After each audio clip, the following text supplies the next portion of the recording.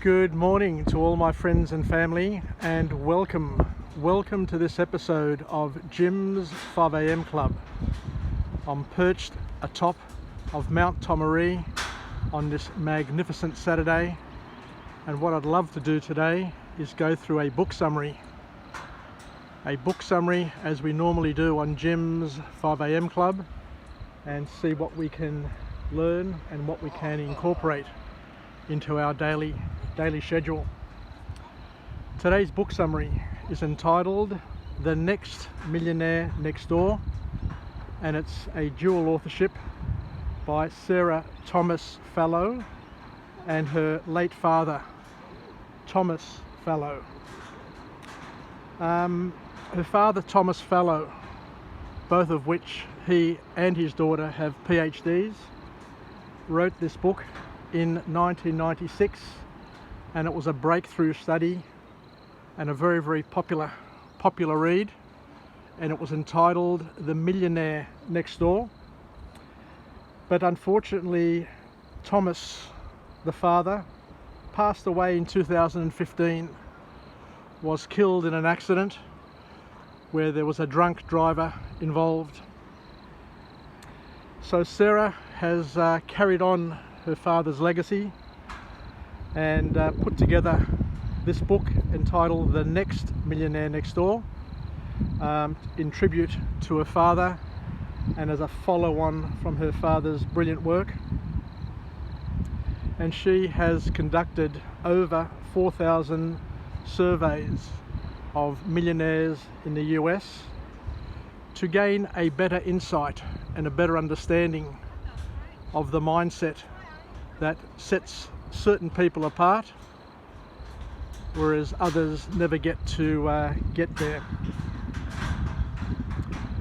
So the key learnings from this text and this follow-on from this other book, The Millionaire Next Door, is that millionaires, people who are prodigious in their wealth creation, have a few principles of living which sets them apart.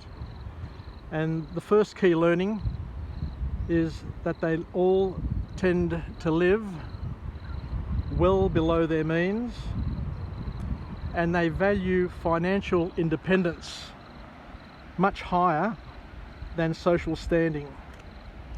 So the key lesson there is that the true wealthy in the US are the ones who don't want to stand out, who don't want to keep up with the Joneses, who want to go on and do what they need to do in order to live the life that they enjoy without being enslaved to status, popularity, and all of those other things which come with it. The other key lesson that came out of this book is that most of these independently wealthy people didn't become wealthy until their late 40s or into their 50s. So it wasn't a fly-by-night, it wasn't an overnight success, but a story of step by step putting together their savings and building their wealth over decades via compounding. The author also said that the thing that sets them apart, and it makes it very, very hard to identify who they are, and that's why this breakthrough study in 1996 was so popular, in that it showed that the truly independent wealthy people are not the ones that you can easily identify. They don't drive flashy cars, they don't have flashy postcodes in terms of their residencies, and they're very frugal in their spending, in their lifestyles, and are not influenced nor distracted but what others do around them. In a nutshell, they don't show off, and they aren't interested, as we said before, in what the Joneses are doing, and live well below their means. And as we said, the key point to building massive wealth is being frugal and living below your means.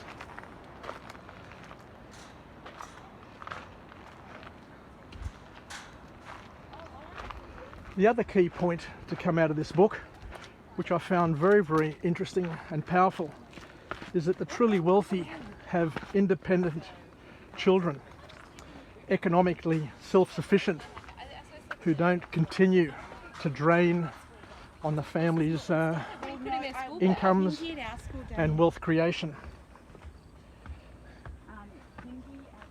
It's a key point. How many people do we know whose children just keep on sucking on the family wealth, sucking on the savings, and very dependent even after they're married, even after they leave home. They just keep on coming back to the honeypot, looking for more and more. And that, as the author said, is one of the drains, one of the albatrosses that bring many families down. The other key element of the truly independent wealthy is that they enjoy and they set up multiple sources of income to reduce their risks and to be able to surf and ride the many different waves that come in different times of their life. So it's all about working hard early in life, setting oneself up without getting sucked in to spend, show off, to impress the people around them. I did this book summary about a year ago. I was up here at Nelson Bay, and the book summary I did on the first text that was written in 1996, that is entitled The Millionaire Next Door. And this other book, this follow-on book, basically confirms what was written, what was captured, because human nature doesn't change very much. A decade or two does not in any way change the formula for success. But the author did say that what has happened though over time is that potentially things have become even easier these days to be able to amass a huge amount of wealth because of the internet, because of social media, because of the economic wealth that the world is experiencing at the moment. For those who are not aware, China, over the past 10 or 20 years, has lifted, just let me jump down here, just one second, that's good, has lifted over 700,000 people, 700 million should I say, sorry, 700 or 800 million people out of poverty. They've gone and they've been reclassified from people who were poor to people who are now more economically capable of buying and supporting their wants and needs.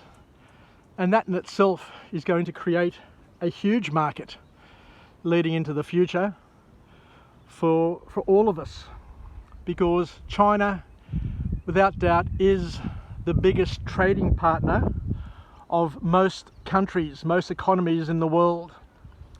And they have a thirsty, hungry, status thirsty population who want to mix it with the Joneses and the Poulos and the Miralettis, or whoever they may be from all over the world, and they want their share of fun, they want their share of goods and services and holidays, and they want to live the high life. So they're key points and they're time-tested points, but as we said, the author reminds us that things are even easier today because you can set up multiple sources of income. You can have multiple businesses because of the internet. You can set up internet businesses, as many as you want, and it costs you virtually nothing. It puts you out there to a massive marketplace. It puts you on a global stage where you can sell, sell your services online, you can sell products, you can sell other people's products, depending on how popular you are and what connection you have. So if you're an influencer who has hundreds of thousands of people who follow your every mood, according to these authors here, you can tap into that and you can leverage it and make lots and lots of money. And as we said before, one of the key learnings from this book is that there are many people who have multiple sources of income who are able to use that to set themselves up. And once you've built something up, once you've got something started and it starts building and building and building, what you then do is you rely on time and the compounding effect to take over, and that's how wealth can be built over time. The author here says that the key to becoming independently wealthy and to basically having and enjoying the wealth of the multi-millionaires is to basically own your own business. As we said, it's important, but it's not 100% necessary. I know a fellow who's an accountant, a friend of mine, who has been buying houses in Australia over the past, I guess, 30 years that I know him, and he has built up an absolute fortune. And it's been as simple as that. Just buy a house, build the capital, use the capital to buy another house, and he has run the risk of losing everything along the line a couple of times when we had the financial crisis and we've had some issues and challenges. But one thing we've all learned over time is that you can't back against the Australian economy, the Australian property market, or the Australian share market and ever expect to become wealthy. So the author here says that the key to building wealth amongst these wealthy individuals is using OPM and OPE, other people's experiences. You can learn from other people's experiences. You can learn from a mentor. You can learn from your competition. And you can learn from your own experiences. You know, you get started, regardless of what business and what enterprise you get started in, you get started, and sooner or later you'll come across problems, and sooner or later you'll solve those problems one after the other, because as we've learned and as we know, every single thing is figure outable. We can figure out anything. We can sort it out. We are very ingenious, the human species, at figuring things out. And if you can't figure it out yourself, then most certainly you can pay somebody else to help figure it out for you. So let's just see what other points we can get out of this book. Just bear with me. So I can sort my notes out. It's an absolute cracker of a day. I got up this morning at 4 o'clock, 5 o'clock, hoping to come up here and do a sunrise episode, but it was raining, it was pouring, and then come 8 o'clock, 7 o'clock, 8 o'clock, it's just a beautiful day with a gentle breeze, and it's paradise. What more can I say? It's just absolutely beautiful up here. So what else can we learn from this book that this author has put together this PhD daughter of a PhD father, where they've joined their resources, they've joined their learnings, and they're offering lessons for each and every one of us. It's all about discipline. It's all about having discipline, being disciplined, according to this author, and that seems to be the common denominator. The concept of can I, constant and never-ending improvement. Just adding to your investments, small steps at a time, and then allowing, as we said before, the compounding effect to allow it to take off and to grow and to explode. The other thing that the author reminds us of, and a lot of people probably don't understand this is another key lesson, that income doesn't equal wealth. You can be a CEO, you can be a Prime Minister, you can be a doctor, a specialist in fact. You can be a number of different professions that provide huge incomes to their people. But what the author here is saying is that income doesn't equal wealth. Just because a person has a big income, it doesn't mean that they are wealthy or they're ever going to be wealthy, because it's what you do with your income that matters most and separates you from everybody else. So it's not what you own, it's not what you earn, but what you invest in. You know, people spend their money on things which don't create an income, but just create an image, a status symbol. They waste their money on cars. They waste their money on clothes and shoes. They spend money on things which are not going to give them a return on that investment. It may indirectly, by making them popular, but it's not directly going to be growing and developing and making a fortune for you. And the big mistake, and as this author says, there is a sequence, there is a formula, there is a recipe. And a friend of mine many years ago, Bob McMaster, who's since passed away, was an independently very, very wealthy man. And he didn't look wealthy. But he says, James, the big mistake that people make, and you see it, you know, when I'm walking to the train station, I'll walk past houses in Fairfield, he used to tell me. He used to give me an example. I'll walk past places in Fairfield where I know that the people are renting, and yet in the driveway will be 4 or 5 of the latest models of cars available. So the parents, the children, will have all put their money into cars. And he says that instead of having the cars, they could have put a deposit down on that house. They could have owned a house. And 30 years later, 40 years later, now that I know, and I wish he was alive to tell him how brilliant his mind was and how well he understood things. 40 years later, a house in Fairfield now is probably worth $1 million or $1.5 million. You know, so it just goes to show that you need time on your side, and you need certain capital increasing assets rather than capital depreciating expenses.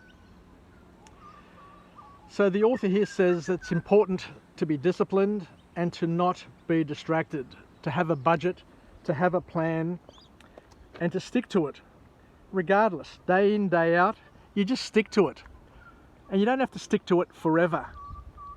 Remembering that it's the first few years that make the biggest difference and can catapult you up the earnings and wealth ladder by just sitting there, being there, and just waiting for the market to increase. Wait for the tide to come in and to lift your assets by doing nothing. But you need to position yourself. You need to position yourself in front of explosive growth. As people once said, just position yourself patiently in front of explosive growth and just wait patiently for it to happen. And what it means is, and this is one of the key points that the authors make, is that sometimes you just need to go against the tide, go against your social circle. You know, you can be seeing your social circle, you know, buying the latest Porsches, buying the latest clothes, going on the latest holidays and clubbing at the most exclusive clubs. You know, that's fine and well, but if you can afford it, if you can afford it and you can do that, and it's living below your means, then go ahead and do it. But unfortunately, many people will spend money that they don't have to buy things that they don't want or need, to impress people they don't like. And living that sort of lifestyle is going to always be problematic, because you're going to be living to keep up with the Joneses. And what you're actually doing also is that you're challenging other people to follow you. So not only are you ruining your opportunities to grow and develop and to build wealth and for your family and future generations, but you're blowing it for other people as well, because people look, our children watch us, our grandchildren watch what we do, and they mimic us, they mimic their relatives, and if you're not careful, they may be mimicking the wrong attributes, and they may be tying an albatross around their neck and ruining their futures as well. But the author also says that most millionaires are self-made. They focus on accumulating wealth rather than consuming savings. They understand that appearing wealthy is a trap. Not everybody who drives an expensive car, not everybody who looks the part, not everybody who goes on holidays to the places that the well-to-do frequent, or go to the schools that the well-to-do go to, are wealthy in any way, shape or form. You know, as we said, our spending, the way we invest our money, the way we use our money, will have a compounding effect and a compounding impact. And that effect will either be positive or negative. As we said, if you're blowing your money on holidays, you're blowing your money on cars, you're blowing your money and you're pissing it up the wall with drugs, alcohol and fun times, then what you're doing is that's having a compounding negative effect on your ability to secure an independent future, not only for yourself, but for future generations. You've got to understand, this is a very powerful thing as well, that regardless of where we start from, as children, you can't choose your family. You can't choose your circumstances. You can't choose the school that you go to. You can't choose how you've been brought up. But that doesn't necessarily mean, according to this author, that it also has to impact you as an adult. Because as an adult, you can choose basically everything you do from a certain point. And that the author says here, and it's important to understand, that we need to be discerning in our choices and to choose wisely, to at least give some thought to becoming prodigious wealth accumulators, as opposed to being prodigious wealth destroyers and consumerists and being the big spender. It's good to be generous, but before you can become generous, you need to be discerning, you need to be cautious, you need to be careful, and you need to build the nest egg. You need to build the foundation for future years and future generations, because that's, as we said before, is a factor, is a product of time and effort. And the earlier you start, the bigger you commit yourself to it, the bigger the outcome it's going to be for you and your children. And the author said that in the US, for example, one of the greatest observations that he was able to make, or they were able to make, in their studies and in their their surveys, was that people with high incomes, people with high status, doctors, CEOs, and all these other things, who had high incomes, weren't necessarily wealthy. There wasn't a correlation between high income, high status, and high wealth, because a person of status is battling the elements all the time. He has a number of distractions, or they have a number of distractions. They have to send their kids to the most expensive schools. They need the most expensive cars. They need to go on holidays to the most expensive and sexy destinations. They need to invest money in their appearances, to constantly look young, to appear vibrant, to be youthful. And all of that costs money, and it costs big money indeed. But the last few points that come out of this book is where the author said that some of the key elements of the wealthy, independently wealthy, and the ones who switched on in terms of building wealth, is that they've got emergency funds, they pay their bills on time, they're not impulsive or showy. I worked at a prestigious law firm called Allen's, which had about 1,000 partners. It's probably down to about 600 or 700 today. But what amazed me was that amongst these people, these well-to-do middle-class Australians, was that they were very, very conservative. They didn't drive flash cars, or at least when they came to work, they didn't have a flash car driving into the car park. They didn't dress overly flash either. They were very conservative in their appearance and in how they presented themselves. They were very humble, I guess is one way of putting it as well.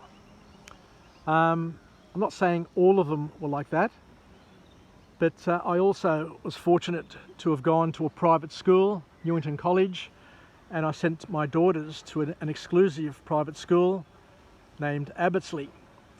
And the thing that really amazed me was, while many of the parents at those schools were very, very wealthy, some people, their surnames weren't just high profile names, they were Australian icons. Their names are iconic in Australian folklore and Australian history. And yet these people were just, how can I say it in a nice way, they were humble. They weren't showy. They didn't show off. They didn't need to show off. They didn't need the bling and to stand out, because they knew who they were. They knew what they stood for. And I guess everybody knew without them having to tell them or to express it in any way, shape or form. And I found that really, really interesting and really powerful, really profound. It really opened my eyes, to tell you the truth. So it's important not to be distracted, and don't look or act or want to stand out, because once you start succumbing to peer pressure with the cars, the holidays, the postcodes, you'll end up, as we said, being enslaved to that and not being able to put money away into key investments that are going to explode and grow in time and set you and your family up over time. So the last point that comes from this book is that the truly wealthy also don't wait for a change in government, and don't care who's in power. They don't care what the tax rate is. They don't care what the laws are.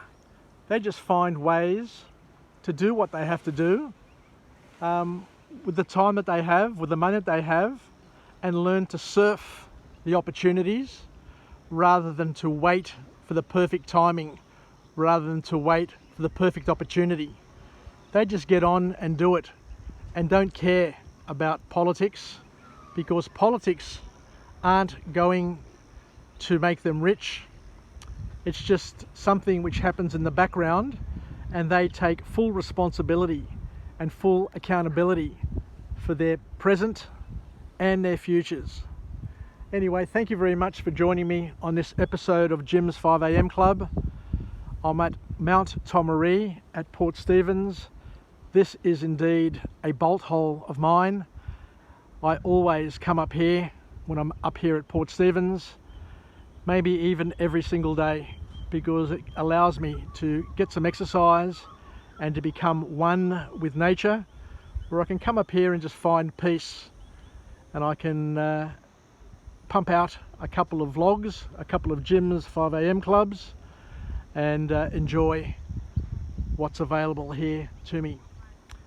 Anyway, thank you once again, and I look forward to coming to you again from a different place with a different message of empowerment, where we can live, learn and pass it on, and to hopefully learn something new.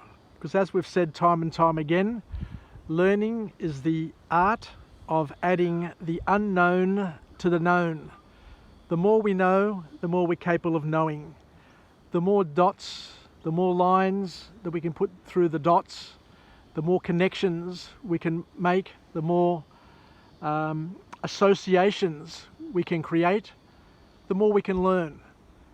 And we can also understand that the more problems we have, remembering that God sends problems as gifts, because it's through our problems that we receive the gift of having to learn something new and having to solve something which will help us in our current state, but also provide us with an opportunity to deal with other problems, bigger problems, different problems which come our way.